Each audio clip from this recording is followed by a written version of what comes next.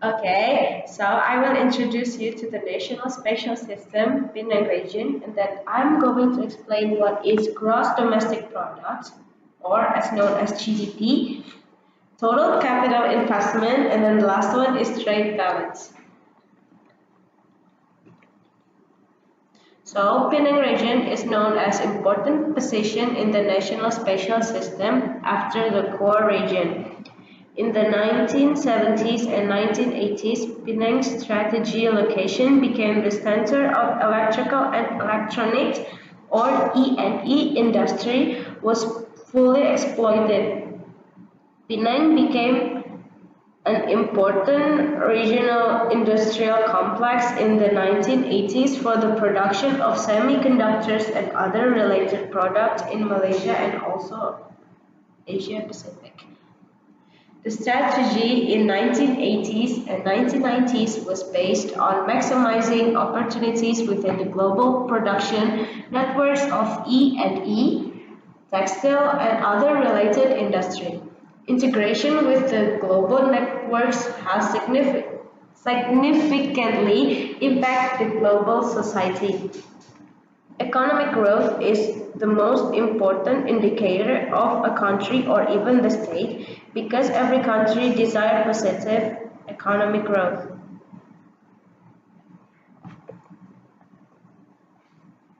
Besides, the purpose of the report is to analyze the gross domestic product or GDP in Penang from the year 2013 to year 2017.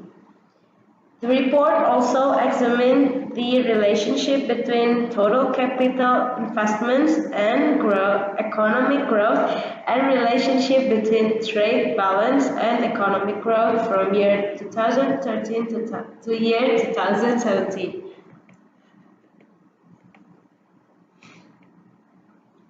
Gross domestic product is monetary value of all the goods and services will produced in the country's border within specific time period. GDP refers to total value of everything produced by all category of people and organization in the country. GDP represents the total value of everything produced by all the people and companies inside the country's boundaries. GDP includes all the private and public consumption paid in construction costs, private inventories, government outlays, investments, and the foreign balance of trade. In other words, we can simply think GDP as an important measurement of a nation's overall economic activity. GDP is one of the important indicators that could use to gauge the health of the economy. GDP can be calculated by adding up total compensation up to employees, gross profit, or incorporated and non-incorporated firms and taxes, less any subsidies, or we can call it as income approach. And the second one, and the last one is adding up total consumptions, government spendings, investments, and net exports, or we can call it as expenditure approach. Economic growth, which is represented by GDP, have a large impact on local community within that economy. For example, when the economy is positively growth, then you will see low unemployment and business demand labor to meet the growing of economy. A change in GDP, whether up or down, usually has a significant effect on the stock market. This is because bad economy representing low income for organization, which also affects into lower stock price in the same time. The second one is total GDP, total capital investment. Increasing in capital investments can fuel higher economic growth rates as the capital investments in a component of gross domestic product or GDP. The higher the rates of investments, the higher the economic growth rates. Capital investments refer to investments where a state spends money on fixed assets with the expectation that productivity will increase. However, in different area types, there are different in number of employees. So, there are different in capital investments by state. In Malaysia, the government guidelines for approval of manufacturing products for states are based on capital investment per employee ratio. Total investment has many different definitions depending on the context, but in general, total investment is total financial resources that a person or a company has in a project or must put in the project.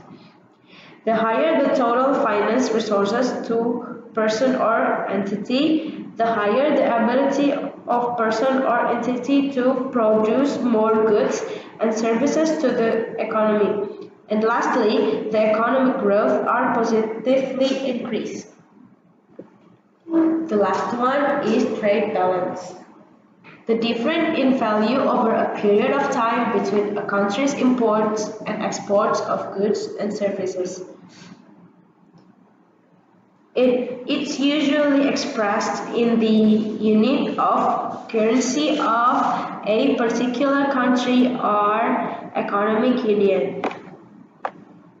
The balance of trade is the largest component of the country's balance of payments. The balance of trade is referred to as the trade balance or the international trade balance.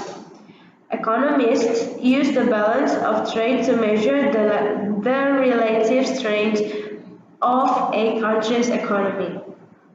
In other words, economic growth and trade balance has positive relationship between each other. The higher the trade balance, the higher the economic growth rates. If a country's export is exceed the import, the country is said to have a favorable trade balance or trade surplus. Conversely, if the import exceeds the export, there is an unfavorable trade balance or trade deficit.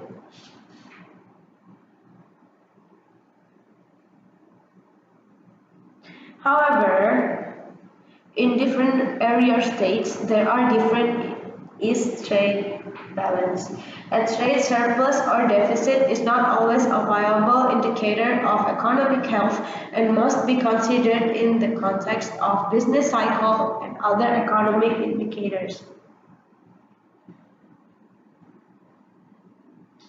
For example, during a recession, countries are more willing to export more than to create jobs and economic needs. During the period of economic expansion, countries are more willing to import more and more to promote price competition, thus limiting inflation. Okay, that's all from me. Thank you for watching. Hi, my name is Darshini of Chandran. My metric number is 251093. Here I give the definition for gross domestic product, that is GDP, is the monetary value of all goods and services will produce in the country within specific time period. The graph 1 shows the total gross domestic product GDP for Penang from year 2013 to 2017. For year 2013, the GDP is 60,846 million and then increased to 65,692 million in the year 2014. In the year 2015, the GDP continued to increase as much as 3,487 million to 69,179 million. The GDP continued to increase from year 2015 to year 2017 from 69,179 million to 76,719 million. My name is Eric Tay Seng Kun, metric number 246207. Next, I will proceed with the analysis of total capital investment for Penang from year 2013 to year 2017. In this part, it will also examine the relationship between the total capital investment and also the economic growth. Normally, the higher the total capital investment indicate that the greater approved manufacturing project will be given to the state, and also the higher the economic growth. Penang have higher investment in manufacturing sector because Penang have better infrastructure and ecosystem. As you can see from the table, the foreign investment are always greater than the domestic investment except the year 2013. Foreign investment can be give many benefit to the state. Through the foreign investment, the new advanced technology and new marketing practice will be bring into the state from the other country. Besides, the state also can be benefit from increased market access if the foreign investor have existing distribution channel and commercial arrangement around the world. A foreign investment for year 2017 was double the figure raised from years 2016. This is because the effort to move the state up in terms of skill, value-added production capacity and innovation have been put the investment authority and most importantly the private sector in year 2017. Next, from the year 2030 to year 2070, the top 4 higher total capital investment by state is Penang, Johor, Selangor and Sarawak. The Johor are always placed at the first place, while the Penang were fluctuated among the second place, third place and fourth place among the 5 years. The graph 2 shows that the total capital investment in Penang from year 2030 to year 2070. The capital investment have positive relationship with the economic growth. The higher the capital investment indicate that the greater approved manufacturing project will be given to the state. The higher the total capital investment indicate that the greater capacity of the economy to produce more goods and service. From this graph, we will see that for the year 2070, the total capital investment is the highest. This is because there are economic growth in the years 2017. Okay, good morning. And so now I will proceed the total export, import and trade balance for Penang. Actually, trade balance is the difference in value over a period of time between a country import and export of goods and service in that period. Next, increase in trade balance can lead to the increase of economic growth, as the trade balance is a component of gross domestic product, GDP. So, the economics say that the economic growth and trade balance has a positive relationship between each other. If the trade balance increase, the economic growth will increase, and the trade balance decrease, so the economic growth also will decrease. If export exceed import, it's said to have a favorable trade balance or trade surplus. Conversely, if import exceed export, it is said to have an unfavorable trade balance or trade deficit. So now we continue to the data about the total export, import and trade balance for Penang. So, okay, these are the table that show that the total export, import and trade balance in Penang from year 2013 and 2017. And these are the graph.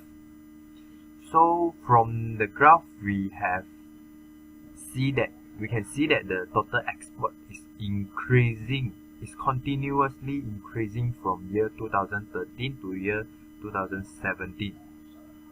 Besides that, the total import also continuously increasing from year 2013 to year 2017.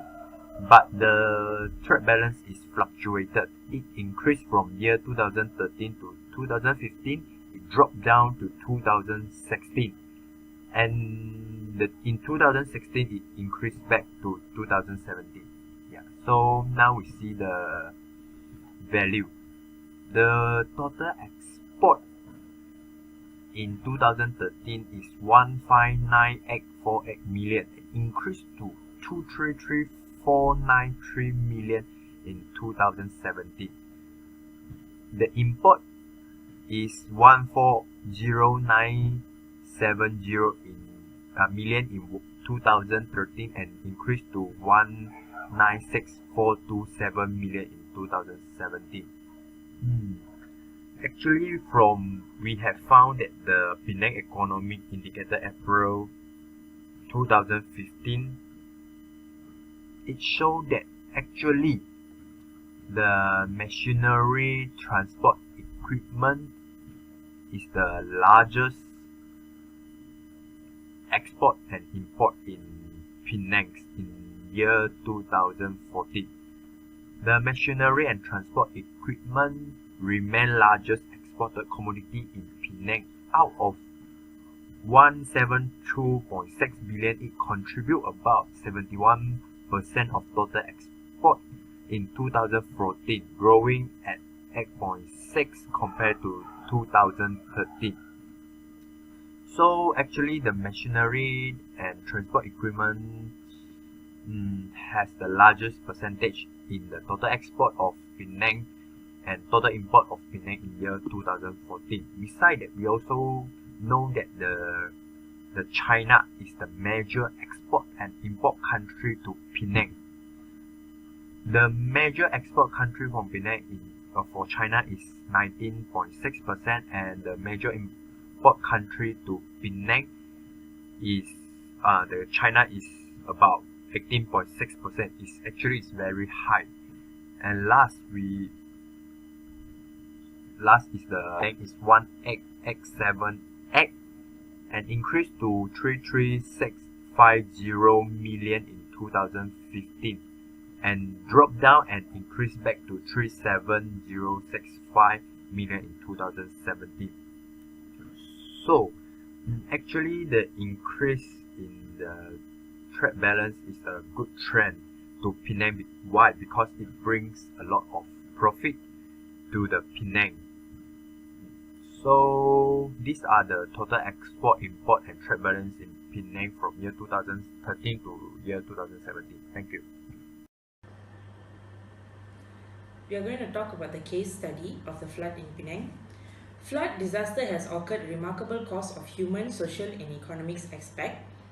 Where it once occurred in Penang, there is 31 places occurred of flood since 1980s till 2010, resulting the human loss of 20,624 people affected, and it's quoted $60,242 billion economy damage in every year.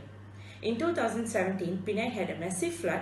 Expected rainfall lasted for more than 15 hours and it caused as much as 10 feet to 12 feet of water in certain parts of Penang.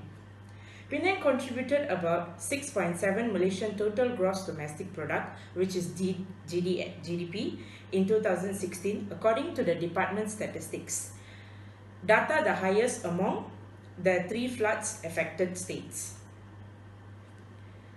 As the water reduced, the federal Malaysian manufacturers FMM, estimated the flood cost state manufacturing industry more than 200 million to 30 million in Malaysia. The politics announced, including Bank Negara, disaster refill faculty facing rates of 60% guaranteed on financing GSC will help the financial faster restart operation. As for the case study, the ending will be tourism is one of the largest source of income after manufacturing according to Penang Institute. Meanwhile, the average of occupancy rate in rates of the hotel in Penang is average 59% between every year from January to June. The highest country average rate is 35% to 40%, where is affected every year from the flood in Penang. Stop. As for the conclusion in our report, Penang economy growth is considered good from the year 2013 till 2017. The GDP of Penang is increased from year 2013 to 2017, and it shows that positive economic growth in Penang. In Malaysia, the government guidelines for approval of manufacturing products for state and based on capital investment per employee ratio. The total capital investment of Penang is fluctuated from 2013 to 2017. The total capital investment on increasing scientifically from 2013 to 2017. The Penang has greater improvement in 2017. Penang is increased significantly from foreign investment in year 2017. From the report, the balance of trade in increasing from 2013 to year 2017 expected from 2016. The total export total improvement are increased continuously from the 5 years from the report. Thank you.